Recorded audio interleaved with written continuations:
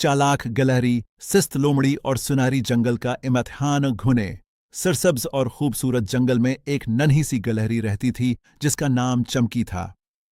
चमकी बाकी जानवरों से मुख्तलिफ थी। वो न सिर्फ तेज थी बल्कि बहुत समझदार भी थी। हर सुबह सूरज निकलने से पहले वो जाग जाती, दरख्तों पर चढ़ती, दाने जमा करती और अपने घर को खूबसूरत बनाती। जंगल के दूसरे हिस्से में एक लोमड़ी रहती थी जिसका नाम लाली था। लाली बहुत चालाक तो थी, मगर उसकी सबसे बड़ी कमजोरी उसकी सस्ती थी। वो खुद मेहनत नहीं करती थी बल्कि हमेशा दूसरों के तैयार किए हुए खाने पर नजर रखती थी। जब भी चमकी दाने जमा करती, लाली दूर से उसे देखती और दिल में सोचती, इतनी मेहनत क्यों? अगर मैं चाहूं तो एक ही दिन में उसका सारा खजाना अपना बना सकती हूं। एक दिन लाली ने एक मंसूबा बनाया। वो चमकी के पास गई और निहायत नर्म आवाज में बोली, चमकी बहन, तुम तो वाकई बहुत ज़हीन हो। मुझे भी सिखाओ कि तुम इतनी कामयाब कैसे हो। मैं भी तुम जैसी बनना चाहती हूं। चमकी ने उसकी आंखों में देखा और फौरन समझ गई कि लाली कुछ और सोच रही है, मगर उसने मुस्कुराकर कहा, अगर तुम वाकई सीखना चाहती हो तो कल सुबह मेरे साथ चलो, मैं तुम्हें एक खास जगह ले जाऊंगी। लाली खुश हो गई, मगर दिल में सोचने लगी, बस एक बार उसके खजाने तक पहुंच जाऊं, फिर सारी मेहनत खत्म। सुनहरी जंगल का राज। अगली सुबह जब सूरज की पहली किरण भी नहीं निकली थी, चमकी तैयार खड़ी थी।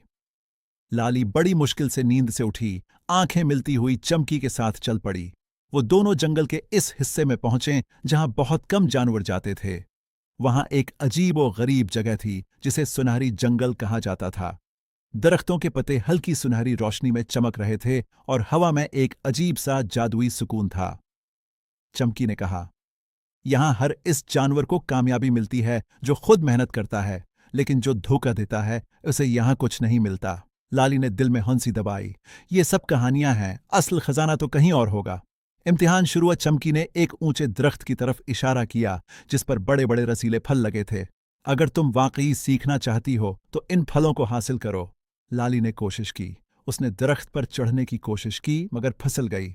फिर उसने छलांग लगाई मगर फल दूर थे। वो थकने लगी, सांस फूल गई। चमकी आसानी से दरख्त पर चढ़ गई। एक के बाद एक फल तोड़ती गई और नीचे आ गई। लाली जमीन पर बैठी हानिप रही थी। उसके दिल में गुस्सा भी था और शर्मिंदगी भी। इसी वक्त अचानक जंगल में तेज हुआ चलने लगी, दरख्तों के पत्ते चमकने लगे और एक हल्की सी आवाज गूंजी, मेहनत करने वाला ही असल खजाने का हकदार है। लाली घबरा गई।